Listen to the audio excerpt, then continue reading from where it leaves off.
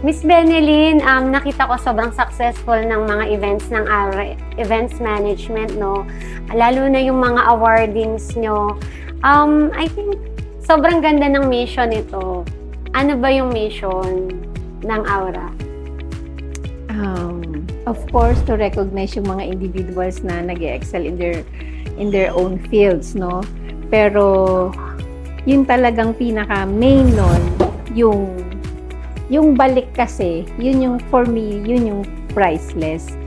Kasi hindi naman siya ordinary event, no?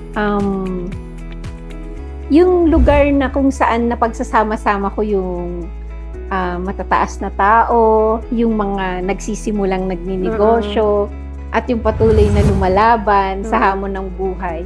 Minsan yung pagkakataon na binigay mo sa kanilang makasama yung mga iniidolo nila sa isang event, makausap na yun yung magbo-boost sa kanila para to fight more, di ba? And yung mga nakasama namin na nagsisimula, nakita namin kung paano talaga sila namayagpag sa industriya na somehow naramdaman talaga namin na part kami nung success ng mga taong ito kasi binabalikan nila kami. Nagti-thank you sila na salamat sa inyo dahil simula nung na-recognize nyo kami, sunod-sunod na yung success na na-receive namin, dumami yung mga kliyente namin. And then meron ding mga manufacturing companies na alam mo ma'am, lahat ng clients namin na nagpagawa sa amin, lahat galing sa events nyo. Kasi syempre lahat ng CEO nandun eh. Di ba?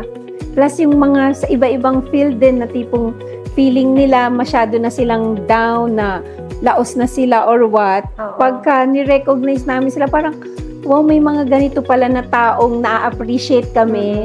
So yung nagagawa mo sa tao, priceless yun for me. So kahit ano pang sabihin nila na ito event na to, ganyan, may mga bagay na hindi nababayaran talaga ng pera na nagagawa mo sa tao. At para sa akin yun yung mga importanteng bagay na nakakapag-touch kami ng lives ng mga tao.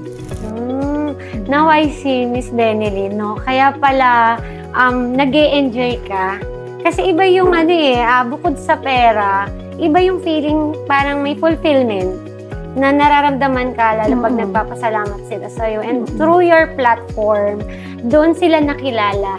And doon ulit bumalik yung moral and confidence nila. Totoo yun. Totoo yun.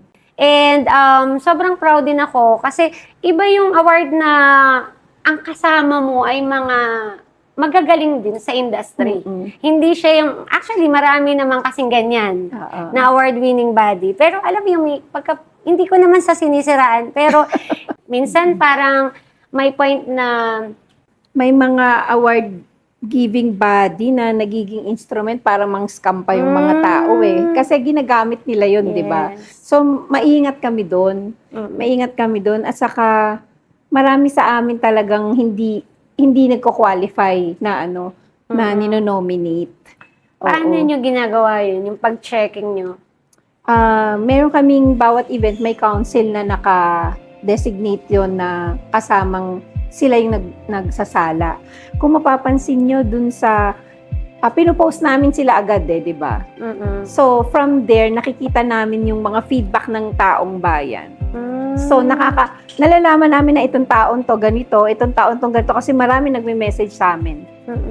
So, ganun. So, tinitingnan nyo talaga yung credibility ng tao before nyo awardan. Tama. Yun talaga. Kaya medyo mahaba ang proseso.